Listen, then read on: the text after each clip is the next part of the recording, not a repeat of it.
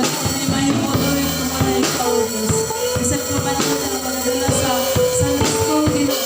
Ikaw maghatag og kaalam ka ng ito, Lord. Ikaw maghihog sa kapoy sa magdala sa iyong tulong, Lord. Sa mga tulong, Ginoo, sa matutunan sa Sunday School, Lord. Ikaw sa pagkiya sa iyong kinabuhi, Lord. Lord, ikaw inimahin mo, Lord, kung wala ka, O Diyos. Ikaw, Ginoo, ang tanan, nilikanan mo, Ginoo. Ang tanan nga mong pagabuhaton, Lord. Ikaw nga mong pagasimbahon, pagahimayahon, Ginoo. Mahimayan ka, Lord, sa tanan nga mga buluhaton ng kabuhaton.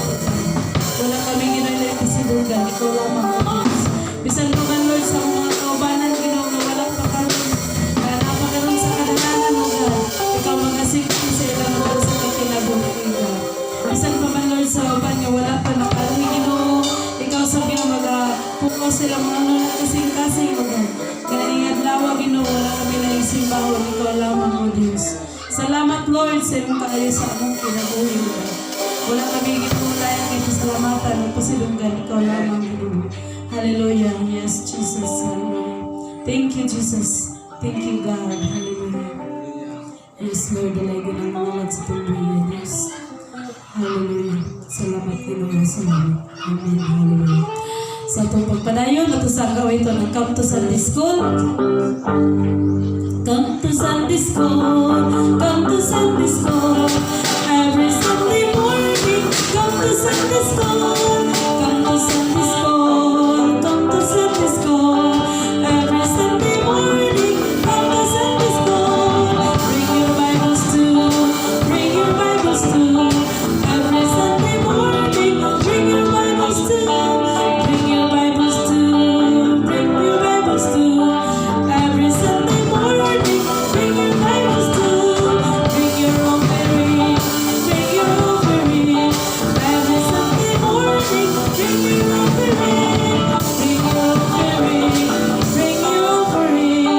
Every Sunday morning, bring your offering. Yes, Lord. Hallelujah. Kung ang panahon na itong yatag sa itong Sunday School teacher, ikabang tayo.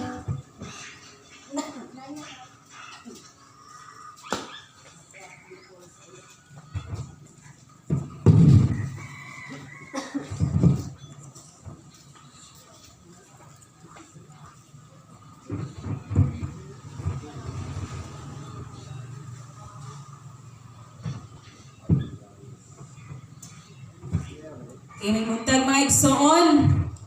So, nadugay kita magsugod no. Last maybe 21 na gid siya. So, gamay na lang ang oras nga atong malaan sa atong Sunday School, no? Tungod siguro sa panahon o sa mga rason, no? May magtag igsoon. Hallelujah, praise the Lord, no? Salamat sa itong buhi nga Diyos kay sa gihapon, nakapadayon gihapon ta sa atong panimbahon karong adlaw nga Domingo, November 8, no? Ikaduha nga Domingo sa bulan sa Disyembre. O mga igsoon, ibani na ta maglangan sa atong Sunday School. Karon atong hisgutan is ang tema niini is nagaingon nga avoid fear. So, pagbuntog sa kahadlok. So, kana ang atong tema karon. Pero atong miaging Domingo, atong nahibaluan mga kaigsunan, no? Ang tulay sa atong kaluwasan, mo atong gihisgutan. So, dili lang siya kay sa buhat, dili lang po siya sa atong pag-edukar, sa atong kaugalingon, kung sa atong relihiyon, kundi ang tulay sa kaluwasan mao si Jesucristo. Ngayon pa diya sa John 14:6, Jesus said, I am the way, the truth, and the life. No one can enter the kingdom of God except me. So, ibot pasabot mga kaigsunan, nga sa Ginoong Hesus magyud mo ang tulay sa ato ang kaluwasan. Okay, so karon mga kaigsunan, napadayon ta. Ngayon diri avoid fear. So, pagbuntog o paglikay sa kahadlok. Mga kaigsunan, pangutana nako. Nabatay kahadlok sa to ang kaugalingon? Isip mga anak sa Dios, nabatay kahadlok? Ha? Katawa si pastor.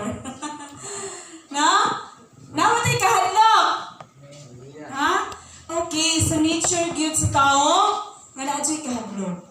nature gid na siya no. Pero blessed kaayo ta kung kita mismo bubuntog sa kahadlok.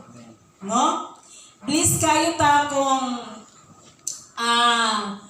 kana bang ma-feel na to, labi na mapuyan ta sa balaang espiritu, nga ang kahadlok ato siyang pangusgan. No? Bilis na kayo ta, ana, mga kaigsuunan. Kay nature gyud sa tao nga mahadlok. No? Nature gyud bitaw sa tao nga mahadlok. Pero ang balaan nga kasulatan, nag-ingon diya sa Matthew G sa atong basahon, kung natay Biblia, atong ablihan. No? Ang Matthew G's Matthew G's Matthew G's 16 ha?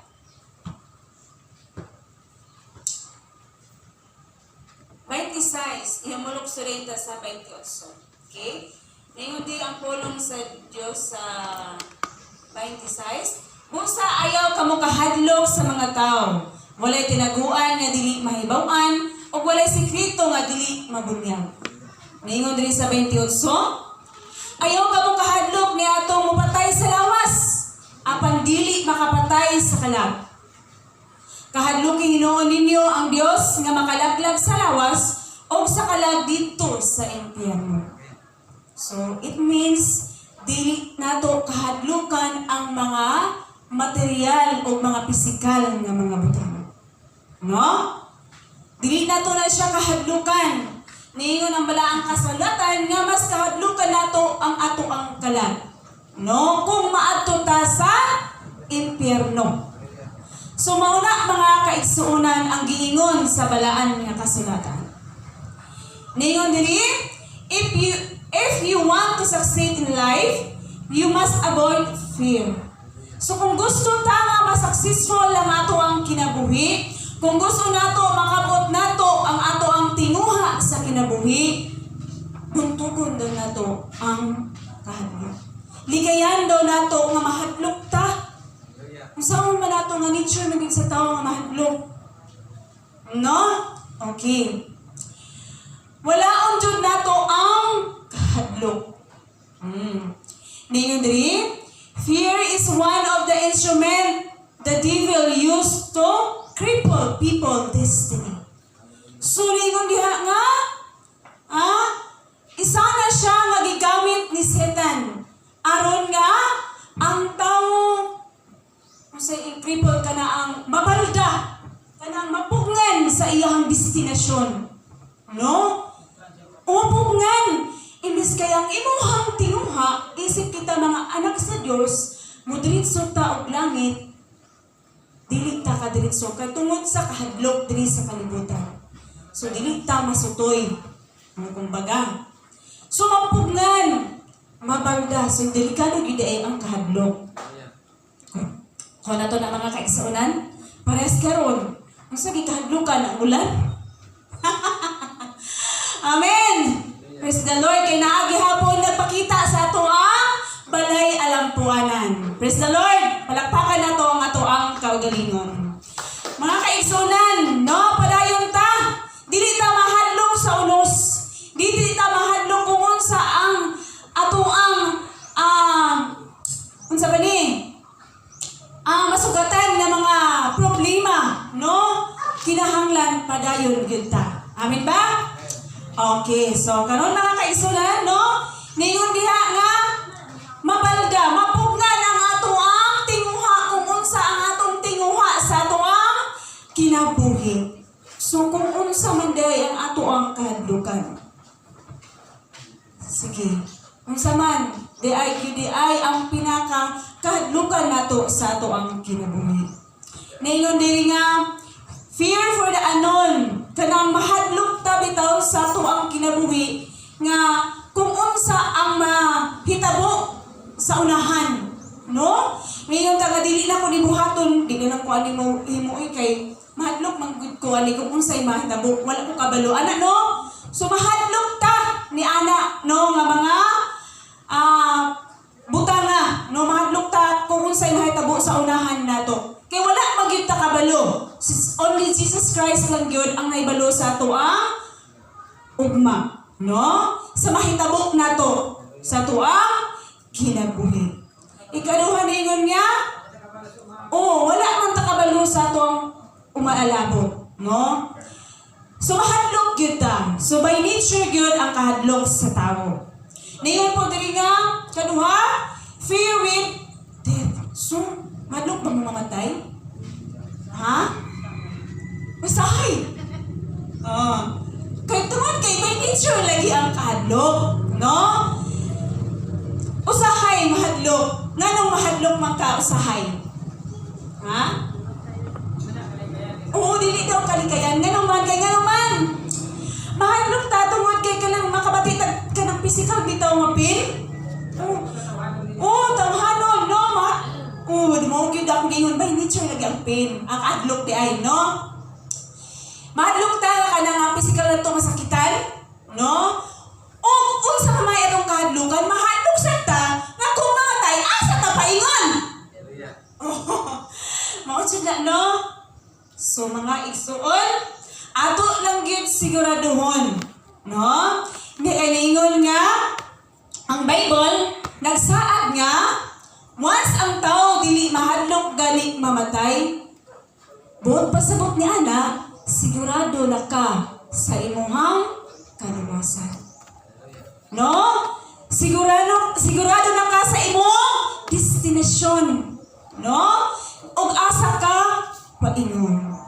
So kung karon mga kaigsunan sa imuhang kasing-kasing, dili gani ka mo bitaw ni mga kaigsunan. Sa una mga kaigsunan, madlok gyud ko anong mamatay. Makaingon ko nga mas maayo man siguro nga buhi, bahala naa siya sa lain nga balay.